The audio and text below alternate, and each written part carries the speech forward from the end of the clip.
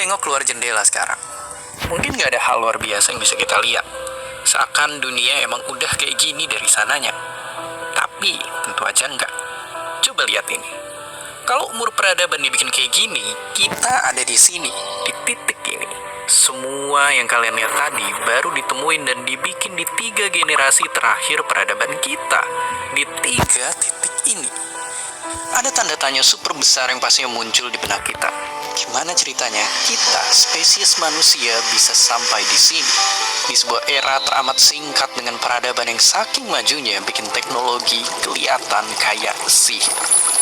Ayo bersiap, karena kita akan berpetualang ke masa lalu, menjelajah ke satu misteri besar peradaban, misteri tentang gimana manusia berevolusi dan memenangkan kompetisi tentang hidup dan mati.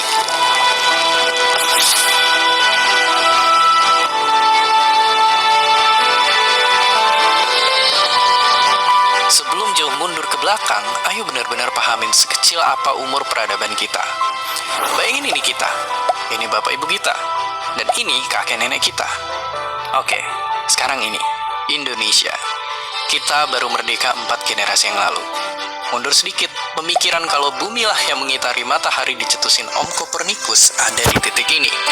Jaraknya lumayan jauh dari era Aristoteles, yang namanya sering kalian temuin di buku sekolah. Kalau mundur di 190 generasi, nenek moyang kita mungkin lagi bantuin Fir'aun ngebangun piramida Giza. Dan sejarah pertama kali ditulisin seenggaknya 200-an generasi lalu.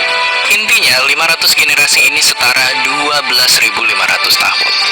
Ini kelihatan lama, tapi ternyata kalau dibandingin sama seluruh waktu sejak Homo sapiens pertama muncul, ini tuh baru sebentar banget.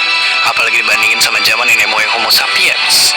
Jadi bisa dibilang, selama ratusan ribu tahun, nenek moyang kita ngabisin waktunya dengan berburu dan meramu. Ayo, kita mundur lebih jauh lagi, ke era sebelum peradaban tercipta.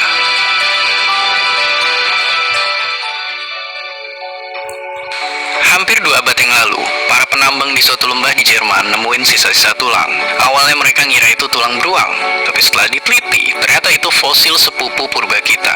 Manusia purba pertama yang kita beri nama. Di abad selanjutnya, peneliti nemuin fosil manusia purba yang jauh lebih tua. Manusia purba dari Afrika yang hidup 2 juta tahun yang lalu. Mereka berhasil bertahan hidup selama ratusan ribu tahun sampai lama-lama jumlahnya dikalahin sama dia ini, manusia purba pertama yang berdiri tegak. Lalu di tahun segini ditemuin suatu fosil dari spesies yang jauh lebih purba lagi. Mereka yang hidup 3 juta tahun lalu. Fosil ini sangat ngebantu para peneliti mahamin misteri evolusi manusia karena kepalanya masih utuh. Tapi ternyata sejarah kita dimulai jauh sebelum itu. Tahun segini ditemuin fosil nenek moyang manusia yang usianya 7 juta tahun. Biar kebayang seberapa lama itu, gampangnya gini. Kalau 7 juta tahun itu kita ibaratin jadi 24 jam, itu seluruh peradaban kita tadi baru ada di 2 menit terakhir. Era kita dan orang tua kita sekarang baru ada di detik terakhir. Sampai sekarang masih ada banyak misteri dan kepingan puzzle. Kita belum pahamin sepenuhnya tentang evolusi manusia. Tapi yang jelas, pernah ada masa ketika banyak manusia purba hidup bersamaan, sampai satu persatu dari mereka punah dan menyisakan sang juara, sosok dengan otak 3 kali lipat dari spesies manusia lainnya. Ialah sang manusia bijaksana. Berkat penemuan fosil manusia purba, kita paham kalau spesies kita mulai berkembang 200.000 tahun lalu di Afrika. Awalnya manusia adalah spesies yang lemah. Mereka kalah lawan hewan buas, gak kuat dingin, sampai mesti ngumpet buat bisa dapetin makanan. Bisa dibilang, manusia sengsara diterpa kondisi alam dan juga terancam spesies lainnya. Sampai akhirnya, mereka berhasil nemuin cara agar menjadi raksasa. Enggak, mereka gak jadi makhluk berbadan besar. Jawabannya bukan ukuran, tapi jumlah. Iya, waktu itu manusia mulai bisa bikin kelompok yang lebih besar. Ini sangat penting, karena kalau satu manusia kalah sama gajah purba, 10 apalagi ratusan manusia bisa ngalahin mereka. Kalau bareng-bareng, manusia juga bisa ngebantu satu sama lain. Dan kelompok-kelompok manusia inilah yang nyebar kemana-mana. Mereka juga mulai pakai alat-alat sederhana yang ngebantu kehidupan sehari-hari. Dan berkat kebiasaan nenek moyang kita ngendalin api, makanan mentah yang gak bikin kenyang dan kurang bergizi jadi bisa dimasak. Gara-gara itu, itu, tubuh mereka makin lama makin sehat dan volume otak juga makin gede. Manusia jadi punya kemampuan berpikir, bercerita, dan berkomunikasi satu sama lain. Tapi hidup berkelompok aja belum cukup buat ngejadiin kita makhluk paling berkuasa di muka bumi. Ada satu kekuatan besar yang bikin mereka-mereka ini bersatu jadi ribuan dan bahkan nantinya jadi jutaan. Mungkin terdengar sepele, tapi waktu itu kekuatan satu ini ibarat penemuan luar biasa yang mengubah segalanya. Ia bernama imajinasi. Di sini manusia bisa ngegunain pikiran abstrak dan bahasa buat nyiptain ide, ajak kerjasama, sampai akhirnya punya hasrat buat bertahan hidup bahkan menguasain dunia. Tapi ada sisi gelap yang jarang kita tahu. Kita udah tahu kalau Homo sapiens mungkin pernah berbagi dunia yang sama dengan para manusia purba lainnya, termasuk mereka. Bahkan pernah terjadi perkawinan di antara keduanya, dan bukti sisanya bisa jadi ketinggalan di dalam diri kita. Tapi bisa jadi spesies kita ngalahin mereka dalam pertarungan perebutan makanan, dan mungkin ini jadi alasan kenapa cuma Homo sapiens yang bertahan menjadi satu-satunya spesies manusia yang tersisa. Tapi sekuat-kuatnya manusia bertahan, mereka masih harus berburu tiap kali perut kelaparan. Mereka hidup berpindah-pindah tempat, menjadi spesies paling banyak jelajahin muka bumi. Tapi lama-kelamaan mereka sadar, jumlah mereka makin banyak. Sekali berburu belum tentu bisa bikin semua kenyang. Untungnya buat mereka, waktu itu suhu bumi sedang menghangat. Mereka mulai merhatiin bekas buah-buahan makanan mereka. Beberapa ada yang berubah jadi pohon-pohon kecil, hingga akhirnya mereka nemu cara ajaib numbuhin makanan dari dalam tanah. Karena udah gak mesti berburu, manusia jadi punya waktu untuk melihat ke langit biru. Mereka mulai ngamatin dan berpikir, kenapa musim berganti dan tanaman mati? Gimana batang pohon tumbuh dari tanah? Kenapa siang berganti malam? Manusia pun nyatet kejadian-kejadian, nyiptain mitos-mitos, dan di waktu bersamaan bertanya-tanya tentang alam semesta. Buat bikin sumber makanan barunya cepat tumbuh, mereka milih lokasi-lokasi yang emang strategis. Lewat penemuan ini, manusia mulai hidup menetap, bermasyarakat, dan juga mencatat. Goresan di batu ini jadi awal mula kita, dalam tanda kutip, mengabadikan ilmu pengetahuan. Ilmu yang tadinya cuma disebarin dari mulut ke mulut, sekarang bisa dibaca dari generasi ke generasi. Dan bukan cuma itu, manusia juga mulai menemukan satu konsep yang sampai sekarang mengubah dunia: uang.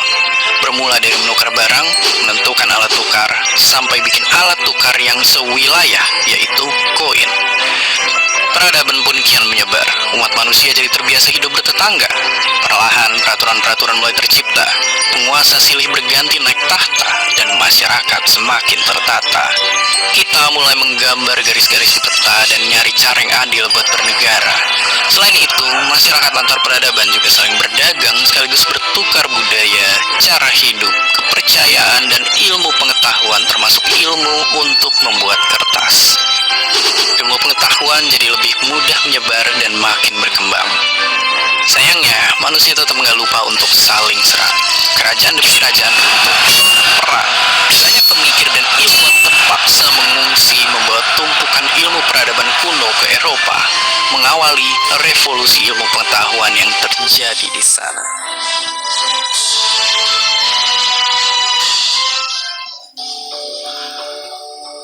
Usai perang, banyak ilmu pengetahuan yang diterjemahkan dan disebarkan seantero Eropa. Dan salah satu kuncinya adalah mesin cetak. Jumlah buku meledak karena kita tak lagi perlu menghabiskan waktu untuk menulis ulang. Banyak pemikir yang namanya sering kalian lihat di buku pelajaran ngumpul di era ini. Filsafat, astronomi, biologi, fisika, kimia, ribuan eksperimen sains dilakukan menghasilkan berbagai teori dan hukum. Dengan ilmu yang terus berkembang, kita bisa menciptakan alat-alat baru yang bikin produksi barang makin banyak. Kekayaan dan kesejahteraan jadi dorongan buat manusia berlomba-lomba nguasain alat produksi. Lewat kekayaan pribadi orang-orang yang makin menggunung, muncullah petanding negara dan kerajaan yang terkadang malah lebih kuat, lebih ganas. Di saat yang bersamaan, banyak bangsa berambisi menjelajah bumi dengan hasrat untuk mencari kekayaan, mendapat kejayaan sampai nyebarin keyakinan. Sayangnya, sebagian dari kita justru malah jadi rakus dan nyebar kesengsaraan ke seluruh penjuru dunia. Dan gak cuma lewat senjata, tapi juga lewat makhluk tak kasat mata. Sayangnya, penderitaan tidak berhenti di situ.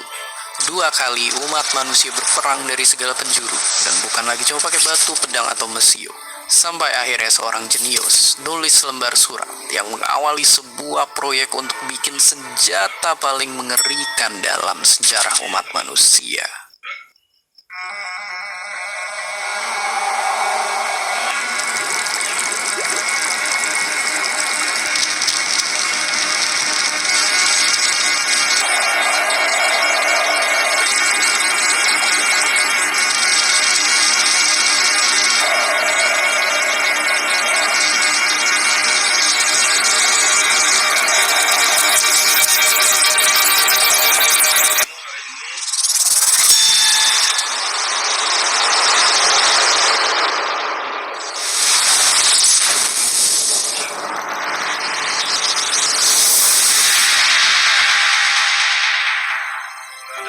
Kita mungkin beruntung, senjata pemusnah massal ini saat itu berhasil nutup tirai perang dunia.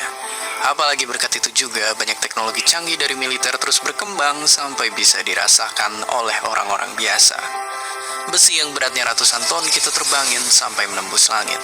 Kita ngembangin antibiotik buat ngelawan penyakit yang sebelumnya bisa bikin manusia nggak berkutik. Bahkan beberapa bisa dibasmi sampai hilang sepenuhnya. Komunikasi makin mudah. Ngobrol sama teman yang kepisah ribuan kilo dalam waktu nggak nyampe sedetik. Bahkan dunia bisa direkam dan langsung dibagikan. Kalau kakek dan nenek moyang purba kita datang ke dunia sekarang, mungkin mereka mikir kita hidup di dunia penuh keajaiban. Dan di masa depan hidup bakal jadi makin ajaib lagi. Kecanggihan teknologi rekayasa genetika mungkin bisa bikin umat manusia jadi dalam tanda kutip nentuin mau berevolusi kayak gimana. Kita barangkali belum jadi manusia super, tapi kita adalah satu-satunya spesies yang kini hidup dengan bantuan berbagai benda canggih. Terus mungkin aja nanti obat bukan cuma bikin sembuh, tapi bisa nyegah segala penyakit. Para robot jadi pelayan kita, kelaparan dan kemiskinan juga